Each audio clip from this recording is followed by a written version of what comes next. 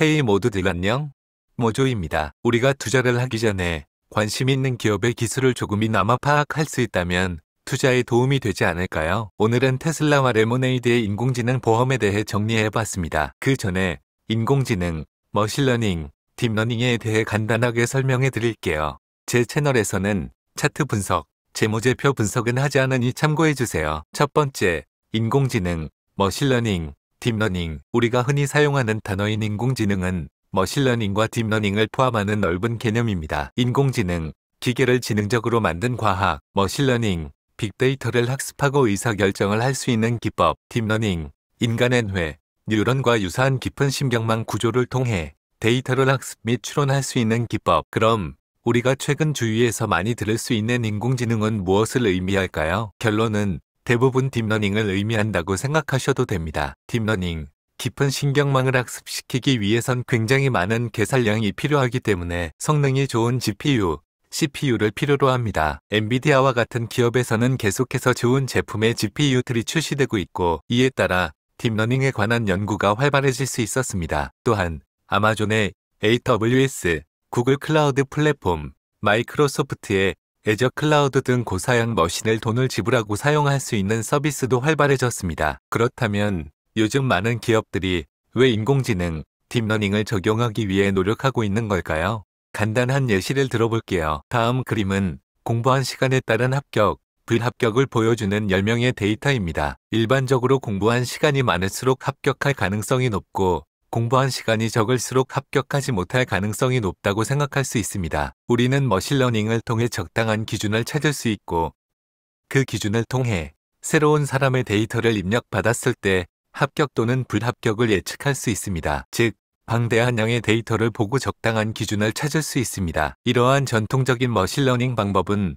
우리 일상생활 속에도 이미 많이 적용되어 있습니다. 하지만 현실에는 훨씬 복잡하고 고차원적인 문제들이 많아 깊은 신경망을 활용한 딥러닝이 필요합니다. 딥러닝은 다음 그림과 같이 여러 계층 구조를 존나 깊게 쌓아 복잡한 계산 과정을 수행하여 결론을 내는 방식입니다. 이런 딥러닝 방식은 복잡하고 막대한 양의 계산을 통해 기존 방식보다 높은 성능을 보일 수 있었으며 현재 많은 기업에서 자신이 보유한 데이터를 활용해 업무 자동화나 경쟁사와의 차별점을 두기 위해 사용되고 있습니다. 두 번째, 인공지능 보험. 저는 주식 공부를 위해 백색나무님 영상을 꾸준히 챙겨봅니다. 자세하고 깔끔하게 정리를 잘 해주시니 여러분들도 챙겨보시면 좋을 듯합니다. 백색나무님께서 레모네이드를 분석한 영상을 보시면 보험회사가 보유한 데이터들은 대부분 손으로 작성된 문서들로 되어 있어 이를 바로 학습시킬 수 없는 형태라는 내용이 나옵니다. 이러한 비정형 데이터를 분석하고 추출하기 위해서는 다양한 방법이 필요하고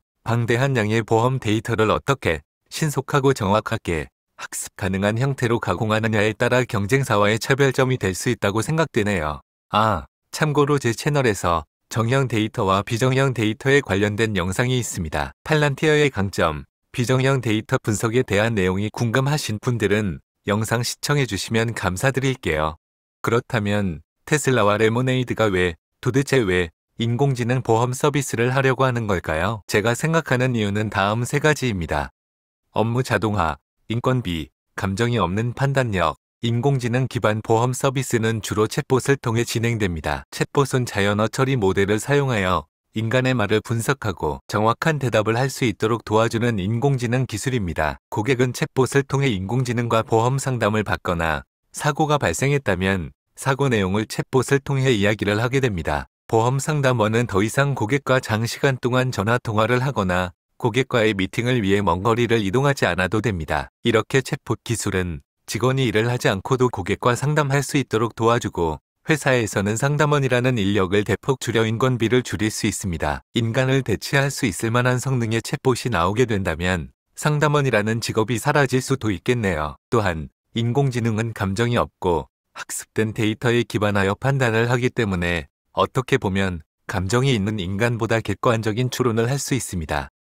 같은 판결 사례들을 보면요. 몇 가지 같은 판결 사례들을 읽어드릴게요. 15세 지적장애 소녀를 성폭행한 54세 남자, 집행유예, 서울고법, 형사 10부 항소심 판결, 범행 직후 곧바로 후회하고 따뜻한 물로 씻겨준 다음 피해자의 집 주변까지 데려다준 것으로 보아 다소 참작할 사정이 있다.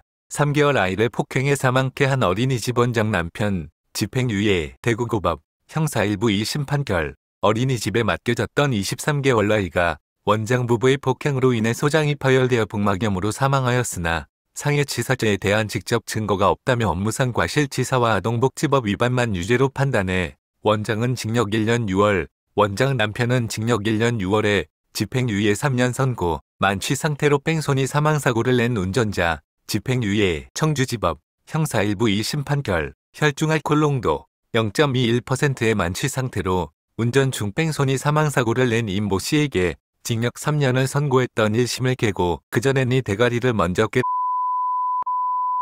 집행유예 4년 선고. 물론 훌륭한 판사님들도 계십니다. 그리고 감정 외에도 다른 요인이 있을 수 있습니다. 저는 교통사고 전문 한문철 변호사님이 운영하는 한문철TV 또한 자주 챙겨봅니다. 한문철 변호사님은 어이없는 과실 비율 때 문에 억울해야 하는 사람들을 위해 법에 기반하여 다양한 방법과 조언을 해주십니다. 영상을 보면 자주 등장하는 내용은 같은 보험 사면 어쩔 수가 없다, 원래 과실 비율 100대 0은 없다 등이 있습니다. 과연 이 내용들이 과실 비율을 판단하는 데 중요한 요소일까요? 아직은 성능 좋은 보험 상담 챗봇이 출시되어도 이를 관리해야 하는 관리자가 있어야 할 것이고, 성능 좋은 인공지능 판사가 나와도 판결이 타당한지 훌륭한 판사님들께서 분석해 주셔야 합니다. 물론 인공지능이 인간을 100% 대체할 수 없지만 많은 부분에서 업무 자동화 혹은 반자동화, 비용 절감 등의 효과를 볼 수 있는 것은 사실입니다. 마치며 레모네이드. 좋은 성능의 자연어 처리 모델을 개발하는 것은 다른 경쟁사와의 차별점이 아닐 수도 있습니다. 이미 기존의 보험사들은 방대한 양의 데이터를 갖고 있고 자연어 처리 모델은 누구나 개발할 수 있기 때문이죠. 레모네이드가 비정형 데이터를 어떻게 활용할지, 이미 방대한 양의 데이터를 갖고 있는 기존의 보험회사와 어떤 차별점을 둘지, 기술적인 면 외에도 어떻게 회사를 운영할지 지켜봐야겠네요. 테슬라는 자율주행을 위해 애초부터 사용자들의 주행 데이터를 수집하고 가공할 수 있도록 시스템을 구성했습니다. 이를 보아 개인적인 생각으로 미래의 설계자 일론 머스크 형은 자동차 보험 서비스를 위해 이미 데이터를 학습 가능한 형태로 정제하고 있을 수도 있고, 신속하게 혹은 갑자기 인공지능 기반의 자동차 보험 서비스를 출시할 수도 있다는 생각이 드네요. 지금까지 영상 시청해 주셔서 감사합니다. 모조 채널은 주식 매수, 매도를 권유하지 않습니다. 그럼 모두들 성투하세요. 영상이 도움이 되셨다면 구독과 좋아요 부탁드릴게요.